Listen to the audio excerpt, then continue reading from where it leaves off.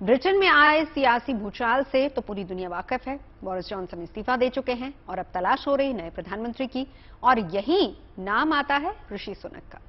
देखिए, दरअसल ब्रिटेन में प्रधानमंत्री पद की दौड़ के लिए जिन लोगों के नाम की चर्चा है उसमें ऋषि सुनक सबसे ऊपर हैं। ऋषि सुनक की इमेज ब्रिटेन में एक कद्दावर नेता की है। वो जॉनसन कैबिनेट में वित्त मंत्री रह चुके हैं और माना तो ये भी जाता है कि अपने सिद्धांतों के कारण ही उन्होंने मंत्री पद से इस्तीफा दिया था।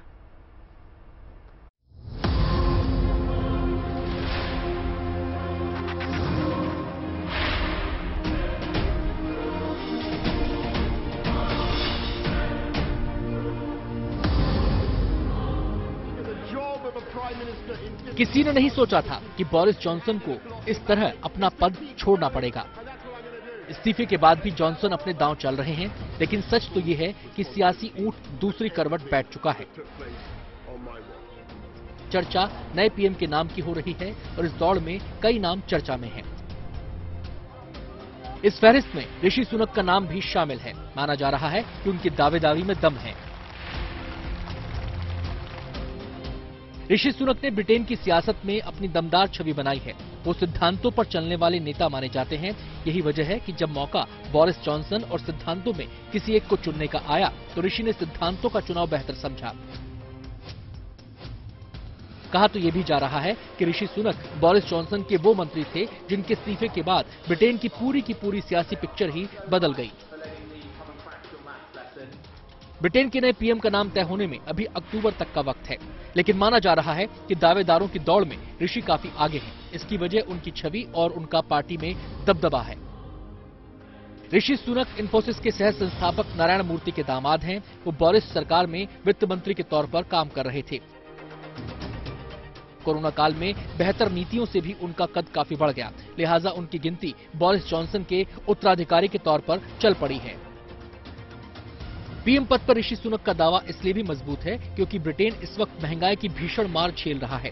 ऐसे में पीएम पद के उत्तराधिकारी के तौर पर किसी ऐसे नेता की तलाश है जिसमें हालात संभालने की सलाहियत हो। इस लिहाज से भी ऋषि नए पीएम पद के मजबूत दावेदार माने जा रहे हैं। हालांकि कुछ विवाद उनके साथ भी जुड़े हैं। मसलन पिछले कुछ महीनों में पत्नी अक्षता मूर्ति के टैक्स विवाद का साया भी उनके करियर पर पड़ा है।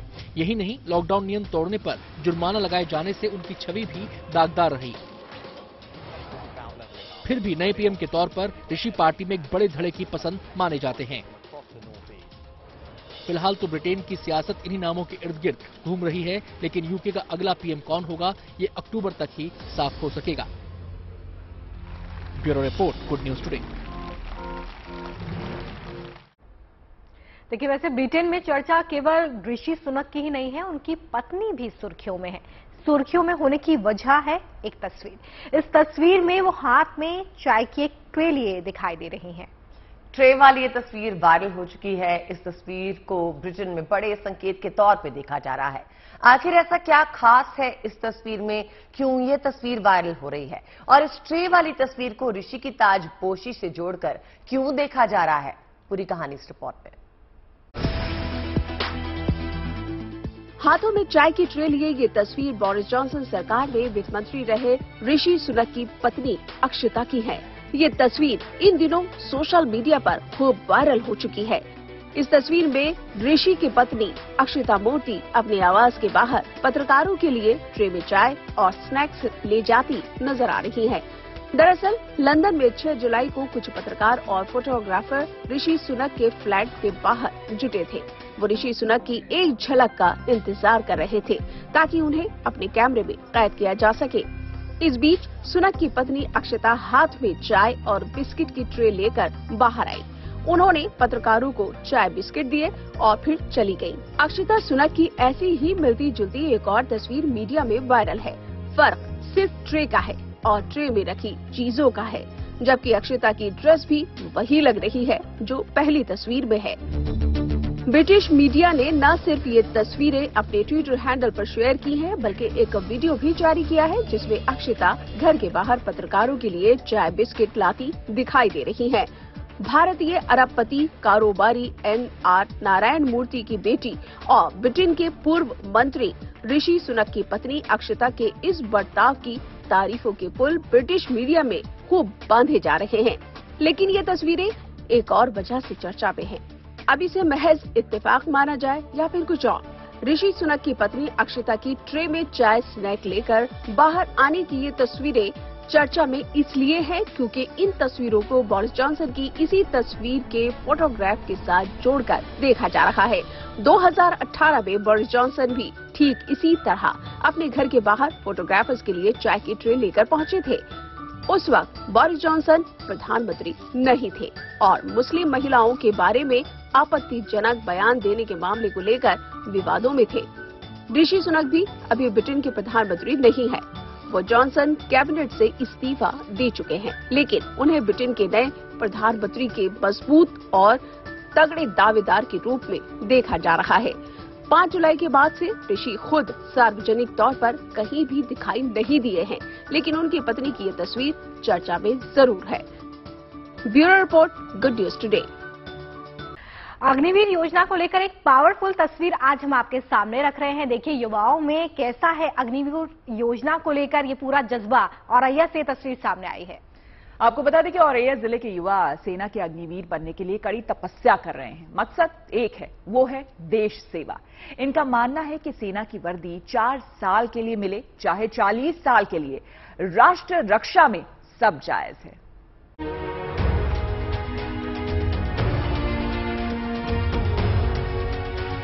दिल में देशभक्ति का जुनून और राष्ट्र रक्षा का संकल्प लिए ये युवा खुद को फौलाद बना रहे हैं। ये दौड़ का मैदान अग्निवीरों का अखाड़ा है, जहां अग्निवीर बनने का ख्वाब पाले ये नौजवान हाड़ तोड़ मेहनत कर रहे हैं।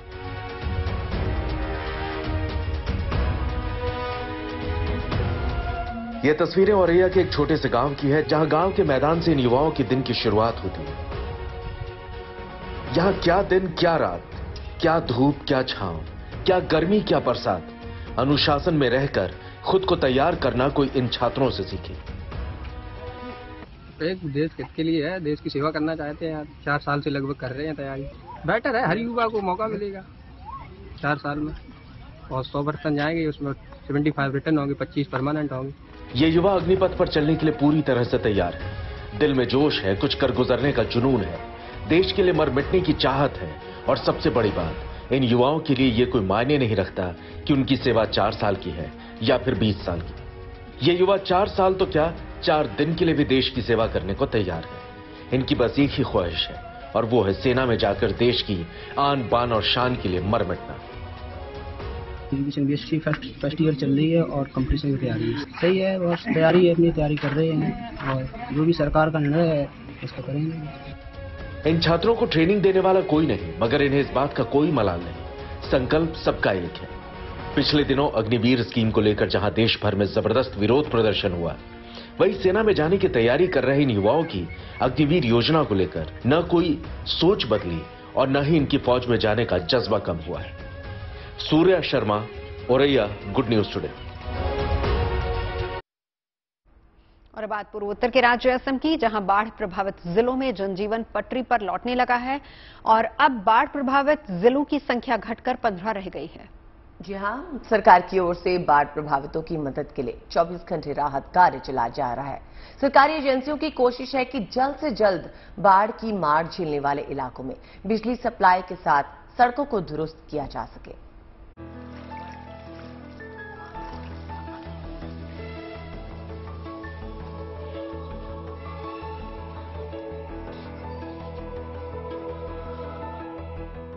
बाढ़ की विभीषिका झेलने वाले असम में करीब 3 महीने बाद अब जिंदगी पटरी पर लौटने लगी है। राज्य के बाढ़ प्रभावित इलाकों से आई ये तस्वीरें इसी का जीता जागता सबूत हैं। कई इलाकों में पानी कम हुआ है तो लोगों ने राहत की सांस ली है। हालांकि बाढ़ के दिए जख्म इतने गहरे हैं कि उन्हें भरने में अभी वक्त लगेगा।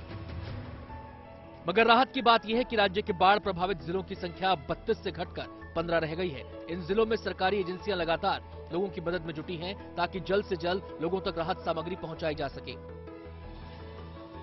कहीं लोगों तक खाने पीने का सामान पहुंचाया जा रहा है तो कहीं राहत शिविरों में मौजूद लोगों को रोजमर्रा की जरूरी चीजें मुहैया कराई जा रही हैं। सरकारी मदद मिलने पर बाढ़ प्रभावितों ने भी राहत की सांस ली है। आदमी बहुत परेशानी में है, बहुत घर खराब हुआ है और जो पक्का घर था वो भी क्रैक हुआ है।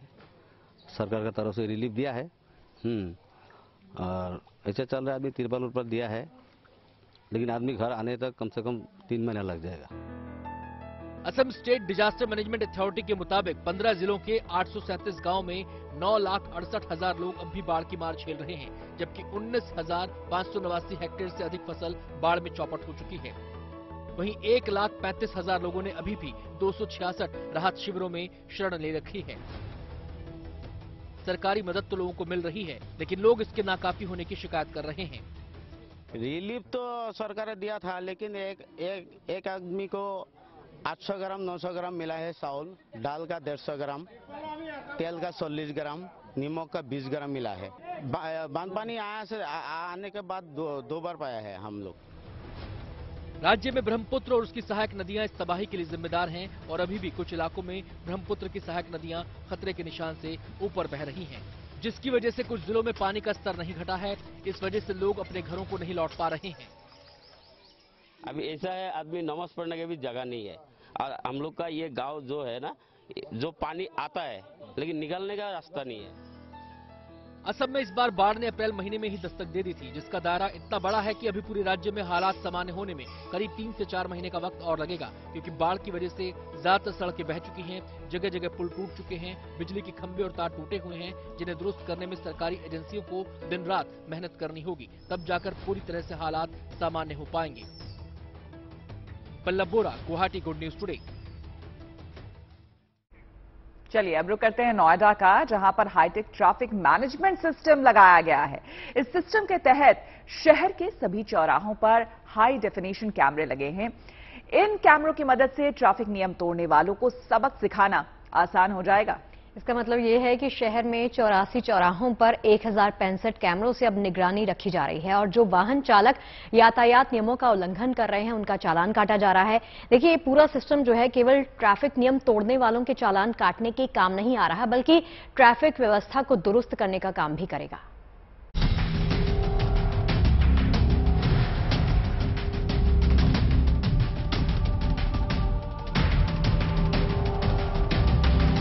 सड़कों पर तेज रफ्तार वाहन चलाने वाले हो जाएं सावधान। नंबर प्लेट बदलकर गाड़ी चलाने वालों की अब खैर नहीं। नोएडा में ट्रैफिक नियमों को तोड़ा तो बढ़ेगी आपकी परेशानी। ट्रैफिक नियमों से खिलवाड़ करने वालों पर तीसरी आंख का पहरा। ट्रैफिक नियमों की धज्जियां उड़ाने वालों से लेकर अपराधी तक तीसरी आंख से नहीं बच सकते, क्योंकि आप पर 24 घंटे और हर पल 1065 बेहद हाईटेक कैमरों की नजर है। जरा सी गलती आपके लिए मुसीबत बन सकती है, क्योंकि नोएडा में लगभग हर चौराहे, हर सड़क पर इंटीग्रेटेड ट्रैफिक मैनेजमेंट सिस्टम शुरू हो चुका है। नोएडा में इस खास मैनेजमेंट सिस्टम की मदद से सिर्फ 15 दिन में 40,000 गाड़ियों के चालान कट चुके हैं, जिनमें बिना हेलमेट सवार वालों की संख्या काफी है। नोएडा अथॉरिटी ने शहर के 84 चौराहों पर 1065 हाई डेफिनेशन कैमरे लगाए हैं। 76 जगह के कैमरों को एक्टिवेट कर दिया गया है। इन कैमरों के संचालन के लिए इंटीग्रेटेड कमांड कंट्रोल रूम तैयार किया गया है। ये कंट्रोल रूम निगरानी के दौरान अनाउंसमेंट के साथ साथ स्थानीय पुलिस को जानकारी देगा। ये कैमरे हाई स्पीड गाड़ियों की नंबर प्लेट पढ़ने की क्षमता रखते हैं। इतना ही नहीं, नियमों का पालन न करने वाले लोगों का चालान भी इन कैमरों के जरिए कटेगा। इस सिस्टम से न सिर्फ जाम की परेशानी से निजात मिलेगी, बल्कि नियमों का उल्लंघन करने वालों के साथ ही अपराधियों की धरपकड़ और हादसों पर लगाम लगाने में बेहद आसानी होगी, क्योंकि इंटीग्रेटेड ट्रैफिक मैनेजमेंट सिस्टम में मौजूद कैमरों की मदद से सर्विलांस भी किया जा सकता है। ये कैमरे वाहनों पर चलने वाले लोगों के चेहरों पर फोकस करते हैं और कार या बाइक चला रहे लोगों के चेहरों को कैद कर लेते हैं, जिससे पुलिस बदमाशों को आसानी से पहचान कर पकड़ सकती है। यानी स्पीड वायोलेशन से लेकर हेलमेट और रेड लाइट जंप करने वालों के साथ ही वो अपराधी भी पुलिस की नजर से नहीं बच पाएंगे, जो किसी तरह बचकर निकलने की कोशिश करते हैं। भूपेंद्र चौधरी के साथ bureau report, good news today, Noida. बात करते हैं छत्तीसगढ़ की, जहां पर सरकार ने स्कूली बच्चों को एक सैटरडे गिफ्ट दिया है। ये गिफ्ट स्कूली बच्चों के लिए बड़ी राहत लेकर आया है, क्योंकि सरकार ने स्कूली बच्चों को शनिवार के दिन स्कूल के बैग से मुक्ति दे दी है। जी हां, अब हफ्ते में एक दिन बच्चों को भारी बैग स्कूल नहीं ले जाना होगा। शनिवार को सरकार ने बैगलेस डे बना दिया। इस दिन बच्चे स्कूल में योग, खेल और कला संस्कृति से जुड़ी एक्टिविटीज में हिस्सा लेंगे। और छत्तीसगढ़ में क्या बच्चे और क्या उनके माता पिता सभी इस फैसले का स्वागत कर रहे हैं।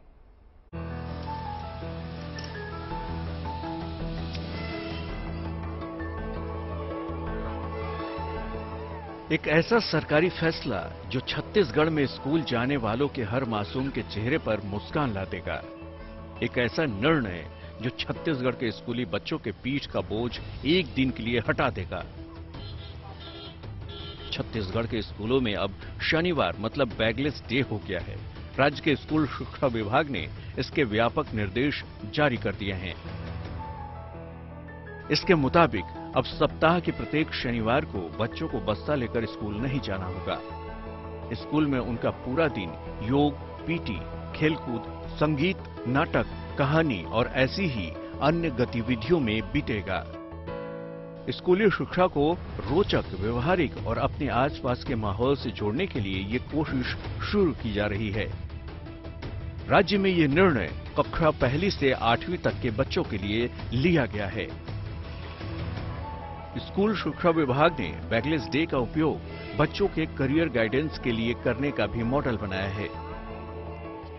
आदेश में कहा गया है कि शनिवार को स्थानीय कलाकारों, शिल्पकारों, उद्यमियों, अलग अलग विभागों में कार्यरत नौकरी पेशा व्यक्तियों को विद्यालय में बुलाया जाए, उनसे बातचीत कर उनके बारे में जानकारी बच्चों को दी जाए। स्कूली शिक्षा के बस्ते का बोझ काफी समय से चर्चा का विषय रहा है। 5वीं से लेकर 12वीं क्लास तक के बच्चों का बैग का बोझ काफी होता है। भारी बस्ते की वजह से बच्चों को सेहत से जुड़ी कई समस्याओं का भी सामना करना पड़ता है। नियम के मुताबिक प्री प्राइमरी में नो बैग यानी कोई बस्ता नहीं। दूसरी तक 1.6 से 2.2 किलोग्राम, 5वीं तक 1.7 से 2.5 किलोग्राम, 7वीं तक 2 किलो से 3 किलोग्राम, 8वीं में 2.5 से 4 किलोग्राम, 10वीं तक 2.5 से 4.5 किलोग्राम और 12वीं तक 3.5 से 5 किलोग्राम बस्ते का वजन निर्धारित किया गया है। छत्तीसगढ़ सरकार का बैगलेस डे का फैसला एक दिन के लिए ही सही, बच्चों के लिए ये सुकून की सौगात है। हफ्ते में शनिवार को ही सही, एक दिन तो बच्चों को बस्ते के भार से आजादी मिलेगी। छत्तीसगढ़ सरकार के इस नियम को अन्य राज्यों में भी लागू किया जाना चाहिए। Bureau report, good news today. देखिए, जब बात स्कूल की चल निकली है तो पुणे के योग टीचर हैं, इनका जिक्र करना बनता है। इनका नाम है बापू साहब सोनवणे और इंडिया बुक ऑफ रिकॉर्ड्स और OMG रिकॉर्ड में इनका नाम दर्ज हो चुका है। जी हाँ, क्यों नाम दर्ज हुआ है आपको बता दें। इन दिनों दरअसल आप जानते हैं कि योग ज्यादातर लोग करते हैं। शरीर को और मन को स्वस्थ रखने के लिए योग बहुत जरूरी है। लेकिन बापू साहब सोनवणे लंबे समय तक एक ही पोजीशन में रहकर पानी में योग करते हैं और उनकी क्षमता जो है वो देखने लायक है। देखिए रिपोर्ट।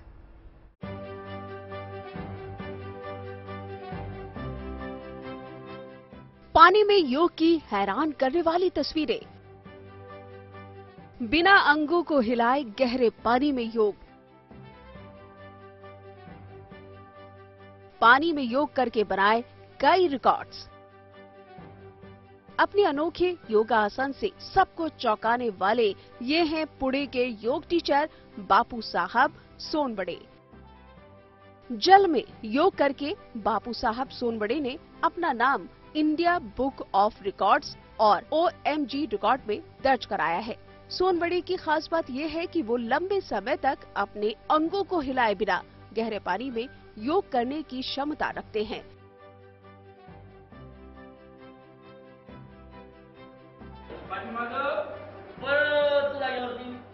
जल में योग का प्रचार और प्रसार हो, इसके लिए सोनवणे युवाओं को प्रशिक्षित भी करते हैं। सोनवणे पुलिस कर्मियों के लिए मुफ्त योग शिविर का आयोजन करते हैं।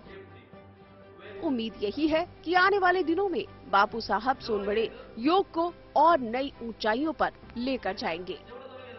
पुणे से स्मिता शिंदे की रिपोर्ट, गुड न्यूज टुडे। पढ़ाई लिखाई की बात भी हो गई। योग भी कर लिया, अब जरा वीकेंड की तैयारी कर लेते हैं, क्योंकि शगुफ्ता हमेशा तैयार रहती है घूमने फिरने के लिए। ले चलें आपको? कहाँ पे लेके जाओगी? हवाई सफर पर।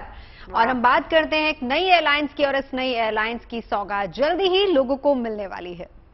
दरअसल राकेश झुनझुनवाला की अकासा एयरलाइन को डीजीसीए से एओसी मिल चुका है। अकासा की उड़ान भरने से यात्रियों की जेब को कैसे फायदा पहुंचेगा, दिखाते हैं इस रिपोर्ट में।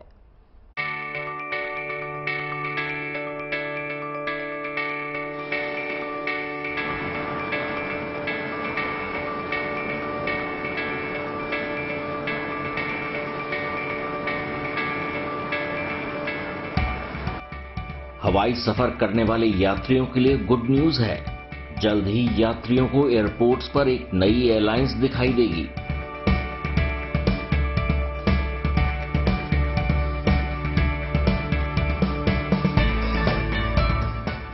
ये है राकेश झुनझुनवाला की आकासा एयरलाइन।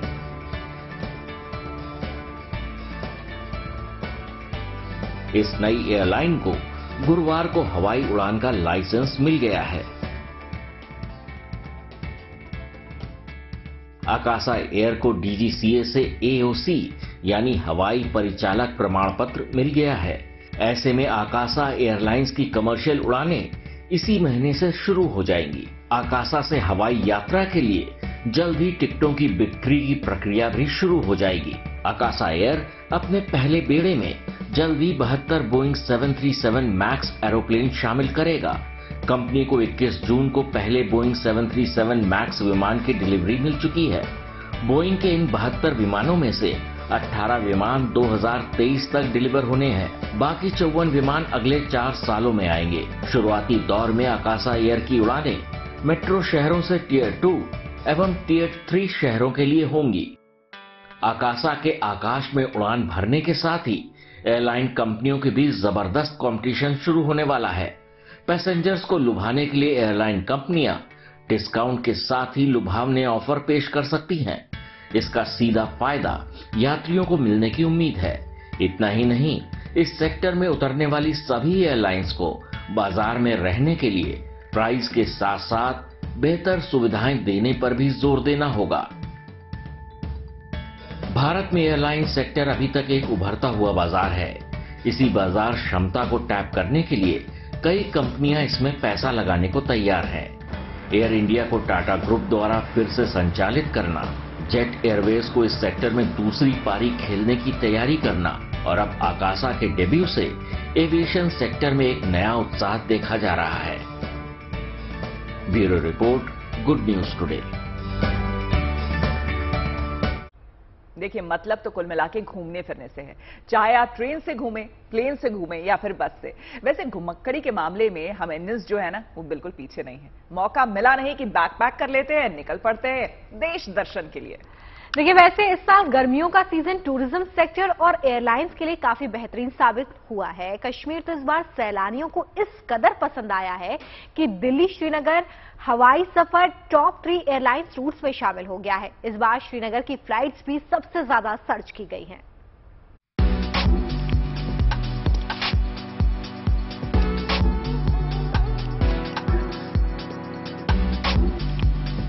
हर टूरिस्ट स्पॉट पर पर्यटकों का हुजूम।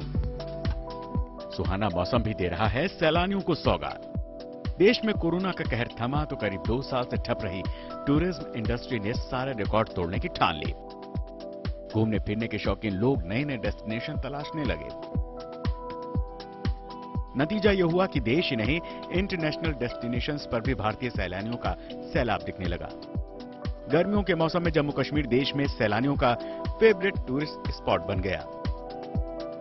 पर्यटकों की पसंद के चलते दिल्ली श्रीनगर एयर रूट अप्रैल में देश का तीसरा सबसे व्यस्त रूट बन गया, जबकि ये रूट आमतौर पर टॉप 10 हाईवे रूट्स में शामिल नहीं हो पाता। अप्रैल में दिल्ली श्रीनगर एयर रूट पर 2.74 लाख लोगों ने सफर किया, जबकि पहले नंबर पर रहे दिल्ली मुंबई हाईवे रूट पर यात्रियों की संख्या 4.43 लाख रही। वहीं दूसरे नंबर पर दिल्ली बेंगलुरु एयर रूट पर अप्रैल में 3.48 लाख लोगों ने सफर किया। 2 और टूरिस्ट डेस्टिनेशन दिल्ली गोवा और मुंबई गोवा भी अप्रैल में टॉप 10 एयर रूट्स में शामिल हुए। दिल्ली श्रीनगर और दिल्ली गोवा रूट्स ने बेंगलुरु हैदराबाद और दिल्ली अहमदाबाद रूट को टॉप 10 से बाहर कर दिया। गर्मी है, छुट्टियां हैं, सभी बच्चों को, सभी लोग जहां पे आए घूमने, देखें माहौल कैसा है, लॉकडाउन के बाद बाहर निकलें और पता चलेगा क्या अपडेट आ रही है, न्यू सब कुछ बढ़िया है। बहुत अच्छा एक्सपीरियंस आ रहा है। 20-22 डिग्री टेम्परेचर है और कितनी अमेनिटीज है, कितना साफ सुथरा सिटी है। 2 साल तो हम घर पे बैठे बोर हो गए थे, अब यहाँ पे आकर बड़ा अच्छा है। बहुत रस है यहाँ पे इस बार, लोग सारे लोग आए हुए हैं, अपने बच्चों को लेकर घूमने आ रहे हैं, बड़े अच्छे हैं। ऐसे लग रहा है जैसे खुली आज़ादी में घूम रहे हैं। अच्छी वातावरण यहाँ पे, सब बिल्कुल बढ़िया, सेफ, अच्छी जगह है यहाँ पर। श्रीनगर दिल्ली के बीच हवाई यात्रियों की संख्या बढ़ने का बड़ा फायदा कश्मीर के टूरिज्म को मिल रहा है। देश के सभी प्रमुख शहरों में श्रीनगर की फ्लाइट सर्च करने की संख्या बढ़ रही है। श्रीनगर में होटल्स और होम स्टे की बुकिंग में काफी इजाफा देखने को मिला है। श्रीनगर में होम स्टे बुकिंग कोविड से पहले 4 गुना बढ़ चुके हैं। जम्मू कश्मीर सरकार ने डेटा के मुताबिक कश्मीर घाटी में 2022 के पहले 4 महीने में रिकॉर्ड 6.05 लाख टूरिस्ट आए। ये बीते साल के पहले 4 महीने के मुकाबले 5 गुना ज्यादा है। जून के पहले हफ्ते तक तो पर्यटकों की संख्या 10 लाख के ऊपर निकल गई थी। हालांकि एयर ट्रेवल में सबसे ज्यादा सर्च किए जाने वाले मामलों में गोवा लगातार टॉप डेस्टिनेशन में बना हुआ है। विदेशों में भी थाईलैंड में आने वाले सैलानियों में सबसे ज्यादा संख्या भारतीयों की है। Bureau report, good news today. लड़कियों, वो मूवी देखी है बैंड बाजा बारात? बिल्कुल। किसी को गाना आता है? मैं लिरिक्स भूल रही हूँ। बैंड बाजा बारात, बैंड बाजा बारात, आगे नहीं आता। चलिए खबर बता देते हैं। खबर है बिहार के समस्तीपुर से, जहां एक ही पंडाल में 11 जोड़े शादी के बंधन में बंध गए। सभी जोड़े गरीब परिवारों से ताल्लुक रखते हैं, लेकिन इनकी शादी में किसी बात की कमी देखने को नहीं मिली। जी हां, आपको बता दें कि दुल्हन को गिफ्ट के तौर पर कैश की रकम दी गई। इनकी शादी में शरीक होने के लिए कोई समाज से भी आया तो कोई नेता भी यहां पर पहुंचा और नवविवाहितों को आशीर्वाद दिया।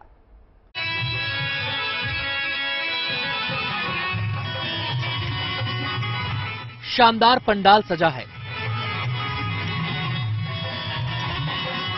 उत्सव का माहौल है, लाउडस्पीकर पर गाने बज रहे हैं।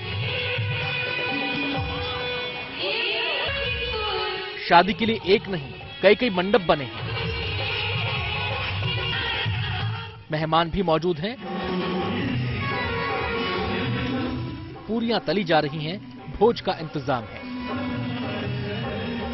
ये तस्वीरें बिहार के समस्तीपुर के पास दलसिंह सराय की हैं, जहां एक साथ 1-2 नहीं 11 जोड़ों की सामूहिक शादी कराई गई।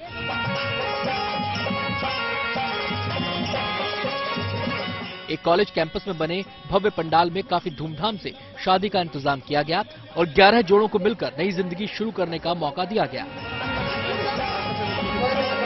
खास बात यह है कि जिन बेटियों की शादी इस पंडाल में कराई गई वो सब गरीब परिवारों से आती हैं। समाज के कुछ लोगों ने इन बेटियों की शादी का बीड़ा उठाया और दान दहेज के बगैर इनका आदर्श विवाह संपन्न कराया गया। बिहार के कई बड़े नेता इस सामूहिक शादी के गवाह बने और बेटियों को नया जीवन शुरू करने के लिए आशीर्वाद दिया। विदाई के वक्त शगुन के तौर पर हर दुल्हन को 5100 रुपए भी दिए गए।